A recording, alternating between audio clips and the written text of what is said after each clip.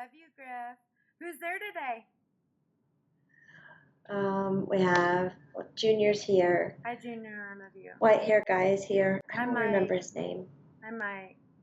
What? Mike Webster? Hi. Your mom, Hi, Mom. I love you. your uncle, your Hi, Uncle grandmother, Raj. Grandma. Peggy. Hi, Peggy. Did I get it right? You I did. told you I remember. Okay. The tall white aliens, Hi, the Sweet little Peas. guy, Hi, Sweet Peas. and then a lighter blue one. There's 4 of them today. No Pleiadians, Oh, wow. and no girlfriend today. Oh, gee, anything changed? He That was a said little bit of an evil no. laugh there. He goes, I'm just not bringing her. Okay. Nothing's changed, Mom. Okay, we won't ask you. Carl's not there, huh? No, I don't see Carl. Hmm. No. I don't think I spent enough time on him. Are you about to ask questions or something? I have questions, yeah. I've got 4 people here I know that don't go with you. Okay. So.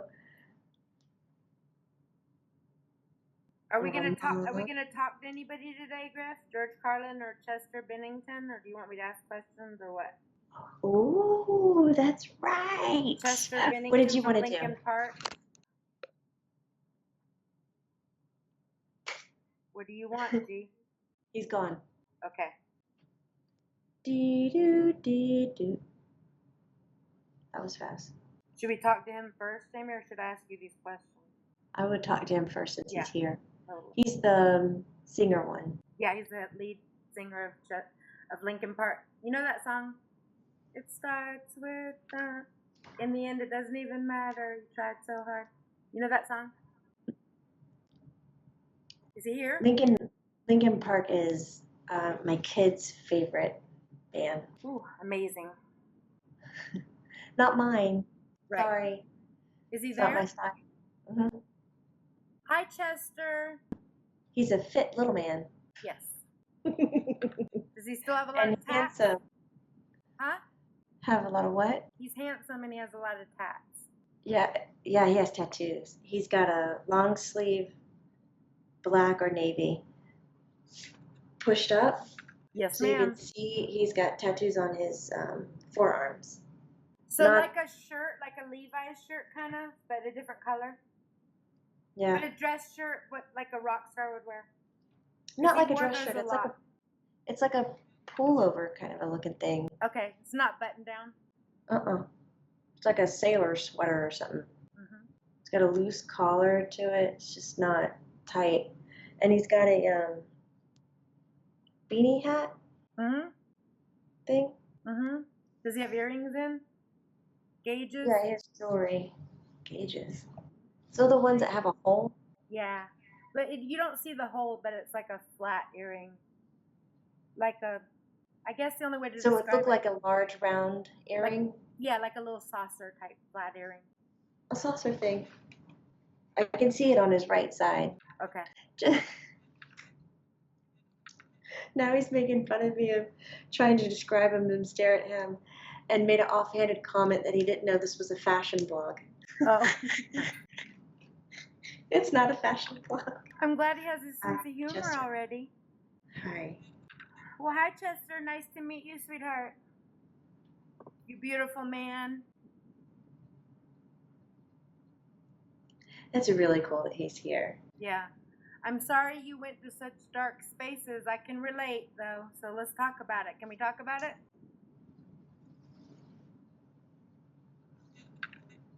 What's off limits? Have you talked to anyone else yet? A few people. Okay, if you don't feel comfortable answering anything, just say pass on that question and we'll pass. Because I have mad respect for you and I'm not here to hurt you or anything. I'm here to just spread love and talk to you. So you get to meet my boy, right? He knows Griffen. Griffen had came to meet with him before. Okay. And just for people who are watching, when we talk to celebrities or somebody who has a celebrity status and we think they're untouchables, and maybe they're not as human accessible. It's not like that when they cross over. So I was wondering if he could maybe share, like, how is it possible that Griffen got in touch with you, or why this is a possibility before we ask questions? Wow, that's deep. I love Cool. that. He says, cool, sure. He'll fold his arms back and he's got his legs in a stance, Okay. like he's just Standing chilling. there, right?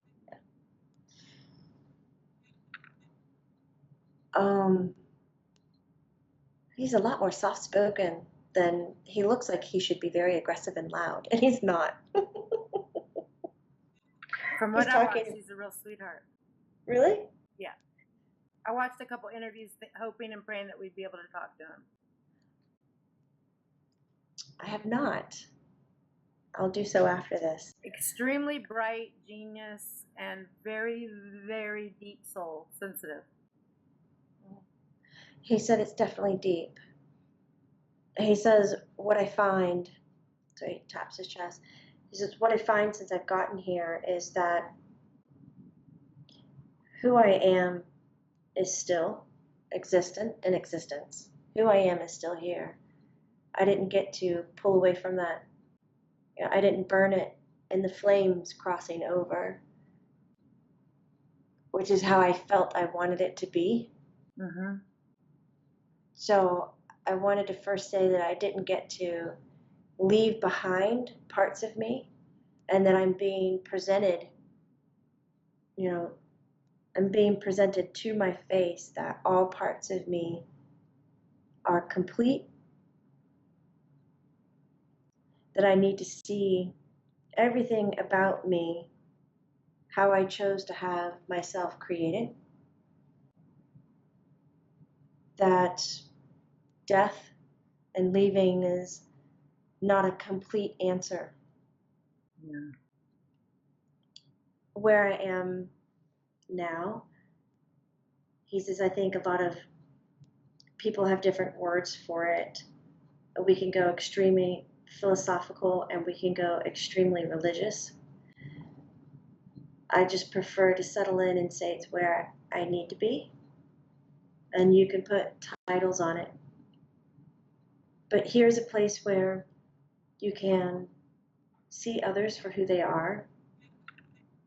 So when somebody's approaching me, I don't feel as if I need to reserve myself or hide or not speak out. I feel as if I know where they are coming from before they open their mouth. And when Griffen approached me, I knew that what was going to take place was something that maybe could help others. To me, it doesn't matter if anybody sees this. To me, it's not talking about who I was or what I was capable of doing. It's talking about the process of inside the mind. There are places inside the human soul that nobody will be able to see or touch but yourself. And to think that God kind of wiggles his fingers like, letting you, if there is a God, kind of a thing, whatever. If you think that there's something higher than you that's going to reach inside and see those places that you've hidden so well, he said, I wish you would think again. Because it's not up to anyone outside of you to find your answers, to find your healing, or to forgive you. When I look back at my life,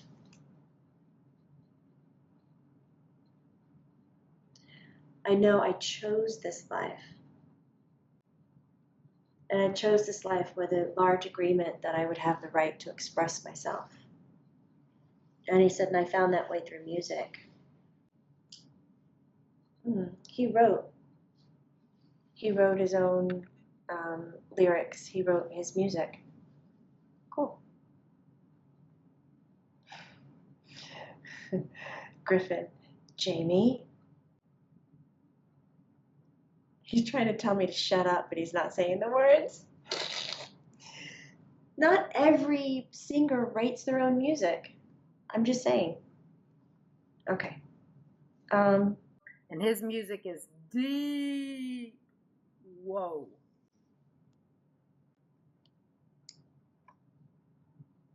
He goes, thank you. Oh, it's a compliment. To be able to make yourself that vulnerable, it's a compliment. If a song can speak to you and you'll be like, that's what I'm feeling, and you can't articulate what you're feeling, that's what your songs do probably for gazillion people. Wow. I agree with that. If it can make you feel when you can't describe how it is. Right. He said, I chose that life. I knew the family life would be difficult.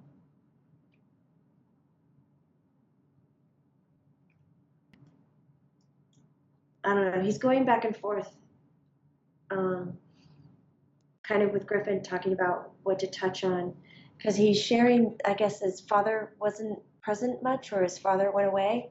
I can't tell if he died. He's just more like showing me pictures of what they're going to talk about. The mom kind of took over and did as much as she could. He had some issues. Now, we can edit this out, Chester. You tell me if I'm off base, okay? Because this is only to love you and let you express yourself and help people. Stop. Okay. He says you don't have to cut anything out. Okay. He was molested he's showing me as a kid. He's showing me that he was sexually abused. Yeah. And this goes on for. So this isn't a one-time incident. This is a repetitive incident. This By is the dad's friend, I believe, somebody that was babysitting him or watching him or something like that. I can see it's a man. I don't think the mom knew. No, didn't know. So, he's talking about having that. He's talking about having a separated or divorced family, like a pulled apart family. He's talking about getting into drugs, getting into alcohol, talking about using addiction to heal. Whereas he kind of thinks it's a little funny. Like he'll do this. How do you do this comfortably like this? When you try to fill a hole in with addiction, it actually makes the hole deeper. Yeah. For him, that's funny to visualize. It is funny. Because you think if you have something and you put it in a hole, that mass is going to fill it up, when really it just makes the void even larger. The irony of it, yeah. And he said he had love gained, love lost. He shows me 3 specific women that had very deep ties to his heart, real personal intimacy. Oh, he's a dad. 6 kids. How old are you? 41. Jamie, 6 kids. Does not look like he's 41. He has 6 kids. 6 kids? Oh, God. I can see kids, but I can't. I guess, they're with Chester, different women? I was friends with who's now in prison that represented you. I was really good friends with his wife, and so Griffen knows him too, but he's in prison now. You know that. He knows that. He kind of leaned in, he goes, he kind of needs to be. Yeah. Exactly. He says people are people, we all have our things. That's right. And no he says, we're here to learn a lesson, something. He says, I just want people to know that I'm not suffering. I want people to know that I don't have regret for what I did. I do long for it to be a different way, but I don't have a regret for the ending I allowed myself to have.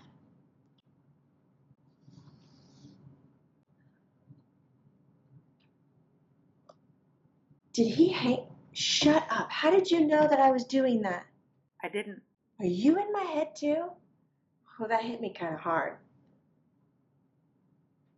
have to bite my lip a little bit because I don't like what I just saw. Yeah. Okay, so Chester, I would have thought a drug overdose. That's what I thought. I respect that you say I don't have to cut anything out, honey, but I might cut some stuff out just because I'm a mom, and I don't want your kids to hear that you don't regret it, if that's okay with you. I don't know. Do you think I'm wrong to want to cut that out? Because Dylan got in a fight with Junior about that. And Dylan's dad's kind of dead and alive, so we got to look from their side too. Do you know what I'm saying? I'm with you. Like, I feel you. I get you. I'm an adult. I've had enough pain. I get you. But just to protect your kids, maybe I'll cut that out. I don't know. I'll think about it. I respect that you say I don't have to, but. He says you don't have to. He said he never censored himself before in his words. Okay. Except the times where he wasn't opening up and sharing. He says, I don't want my kids to look back and think that I was a coward or that I buckled under pressure. Because you could see through me. You can see through me. Oh, can you? So the way he treated other people is very kind and loving. He's not mean to other people. He's not malicious. Never. He's very much a collaborator. He was very well loved from what I read. It's similar to what he's saying. So it's not like that. So he didn't want people to think that the suicide that he did was that he was so tortured and so far off base that now he has to be living a life of regret and pain for what he did because he was okay. He says, I want people to hear me and know that I could not find an alternative for me. And there were many more ways to handle it than the way that I chose. But in the space that I was in, he's talking about the imbalance in his head that he was in. So he was dry. He was dry. Did he stop drinking?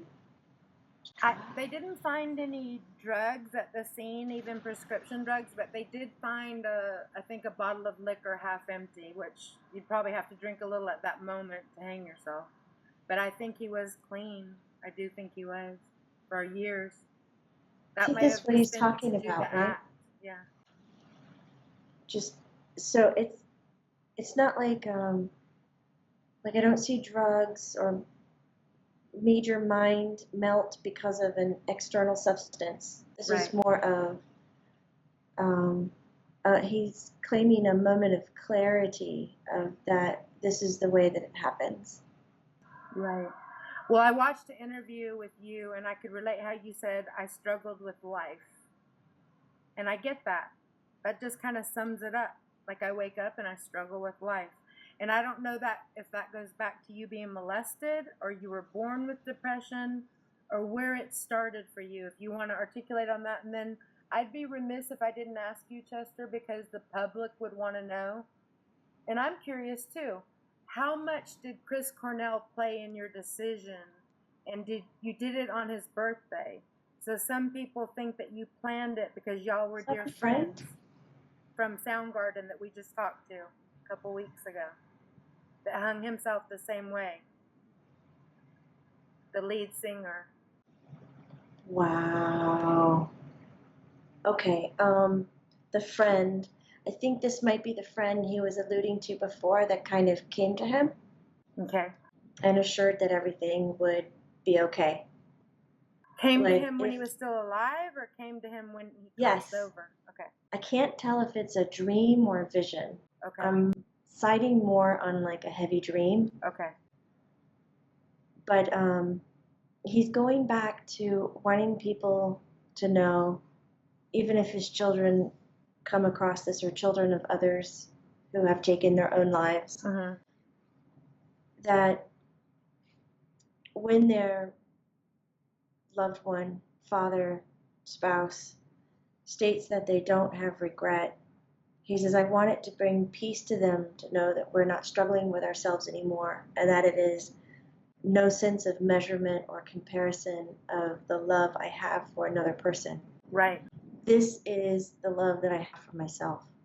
Well, Chester, we can talk about that all day long, and I get what you're saying. And Junior is going to have a talk with Dylan about that, because Dylan and Junior kind of butted heads about that, because Dylan is 19, and his dad tried to kill himself and is living, but not living really.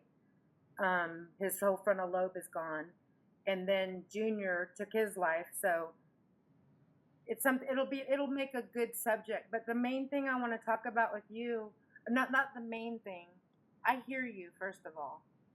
But so everyone hears you. You said, if I heard you right, even though you have no regret, you're the only one that can heal yourself. So in other words, when you killed yourself, you took yourself with you.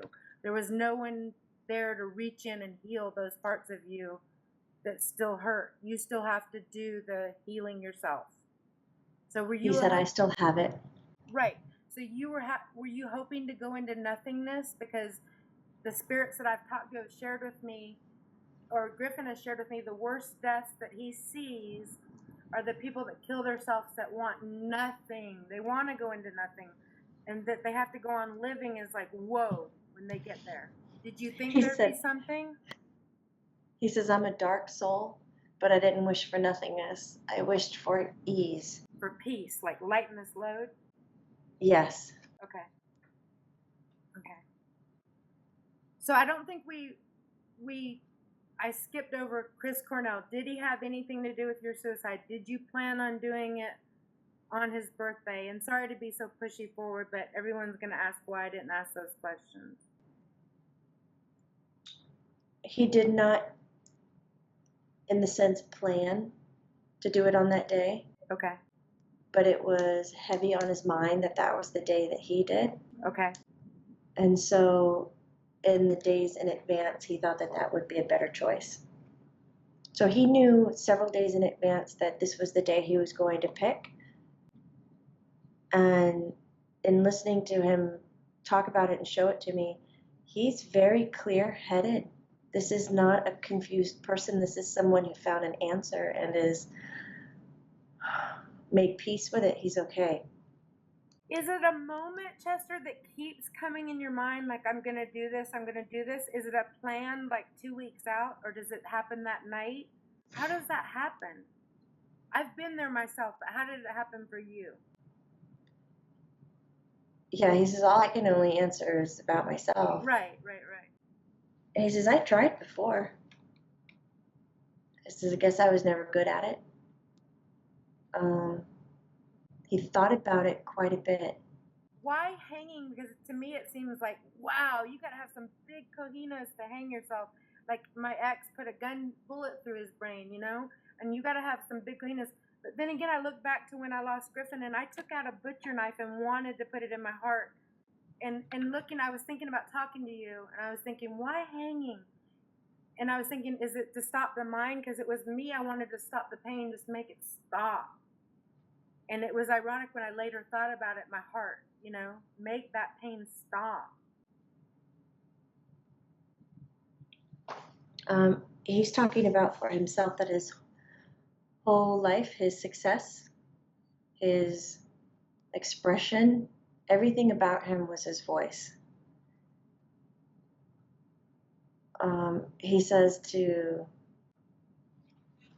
God, guys, he talks with so much imagery. There's so many more layers to these little words that we're sharing, and almost I feel like I sound like a kindergarten person when he's giving so much more. But no, because I was wondering, hanging yourself, Jamie, like between me and you, and if Griffen wants to interject, and does that mean I overthink? I've got to stop these thoughts, like, why that? No, he's focusing more on his throat, to take his voice away, to take his breath away, to, stop the breathing. The breathing part was the insane thing. He woke up every day and it was still happening.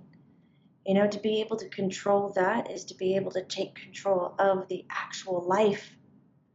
It wasn't that he wanted to harm it and damage it with a knife and a bullet or cut it. It was just like, this vessel was okay for him. This vessel was not broken. the life, the breath inside of him was. So he wanted,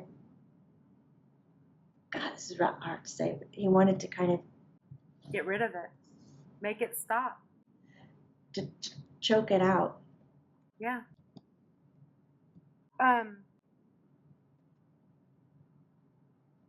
You dedicated a song to Chris Cornell. I don't know the name of it, but basically the words are with a million stars in the sky, something like that. I'm gonna get the gist of it. I'm probably so wrong, but I care. Who cares if another star goes out? Who cares if another light goes out? I care. Was that written to Chris Cornell, or was that a personal song that you dedicated to him? I know you dedicated and sung it to him, but was it written for him? Yes. Beautiful. Beautiful.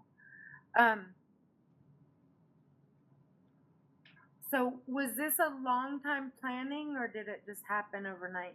I mean, of course it'd been haunting you for a long time, but did you plan it out that I'm going to do it because my family's gone, you were home alone, I got to do it now type of thing, I'm never alone? If you're asking for the length of his planning, he's only confirming that it was just several days. Okay. And there was no torture, so it's not like he was reaching out, leaning on anybody. He wasn't telling anybody. He didn't hint or suggest that anything was to happen or to go wrong. He was very quiet about it. But it was always boiling underneath with you? Is He it like said a yes. thought you can't get rid of? He's like, to me, it was sitting around next to the fire, where you're staring at the fire and you know that it's going to burn you if you get too close.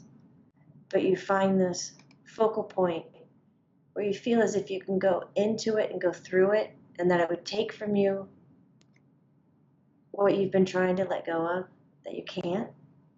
Mm-hmm. You know, it's interesting. My dad was a philosopher, Chester, and he told me one time that if you put enough bricks on anyone's back, their legs will cave in. And that leads me to ask you, if you weren't molested as a child, do you think you would have gone this route? Or do you think there's literally some things people can't overcome? He says, I have a little more faith in humanity, and I feel that there are people out there that can overcome. Okay.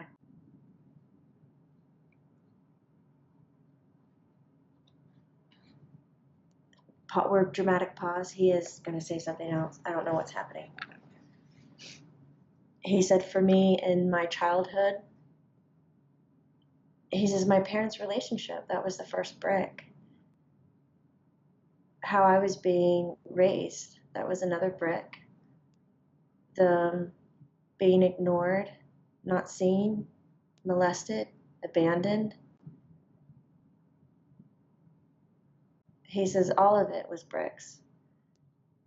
And he says there comes a certain day where you decide that is the definition of life, is bricks. And he said, if you're not told, taught, shown that there is another way of seeing it, then that is the style of life that you've adapted for yourself. And that is what I adapted to. It's not necessarily what I created. Even if I did have the strength to overcome it and to heal it and to step away from it, I would only know how to pick up the next brick. I don't think I would have unlearned the ways of passing it by.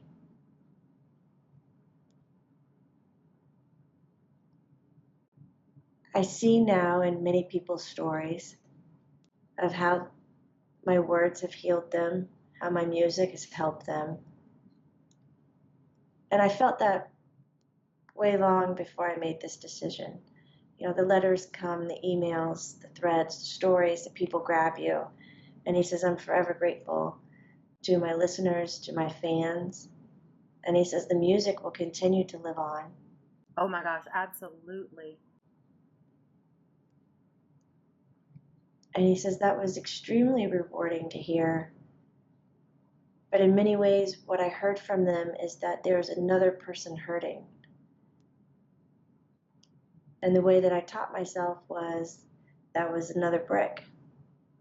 That was something else to add in collaboration with someone else who's hurting. Will you be able to heal that which hurts you and take some of those bricks off where you are now? He says, if we're sticking with this, metaphor here, crossing over, I have no more bricks, but I still have all the patterns and the pain. So I will be looking at that, and I will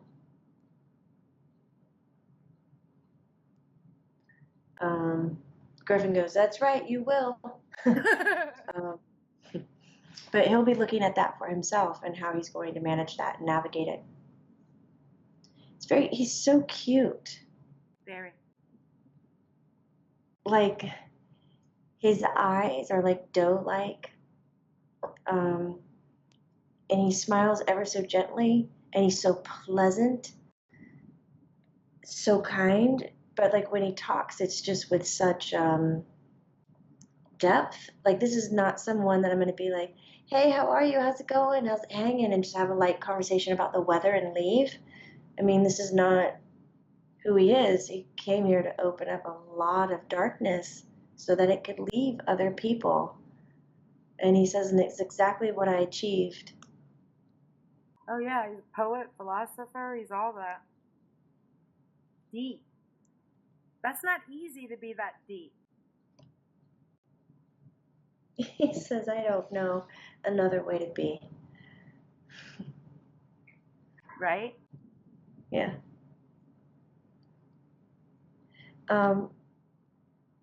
He's kind of closing up. He's Okay. like, thanks for having me here. I hope this helped. It did. We love you. And come back anytime and keep an eye on my boy for me.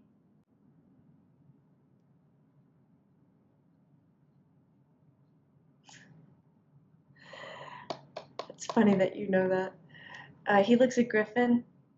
He goes, I can't keep an eye on you. He says, if anything, you keep an eye on me. And better yet, all the focus turns towards your mom. I know. She'll keep an eye on both of us. I know. So true. My mom's deep too, Chester. She's a good one to talk to. Light up, smoke a blunt, and talk to her. Whatever y'all do up there. Chill. She'll go deep with you. Trust me. Bye. Thank you. He said, thank you. Sweetheart, huh, Jamie? He's so cute. Why didn't I know he was so cute? I know, he's beautiful. I gotta look him up now. And every song that you listen to, his songs are just like, wow. Like, so deep, Jamie, you gotta listen to them. I mean, like, they mean something, every freaking song. I feel terrible because the kids are always trying to put Linkin Park or Gorillaz on in the car, and I'm constantly changing it off. I'm like, come on, let's listen to Sanford and Sons. And they're like, Linkin Park. That's so cute. Like, they like it because they're young. That music is so like headbanging. I know, but listen to the words. Listen to in the end, it doesn't matter and stuff. I mean, there's some deep songs in that latest song he wrote. Wow. Really? Yeah. About if one more star goes out, who cares? I care. That was like more of one of his softer songs.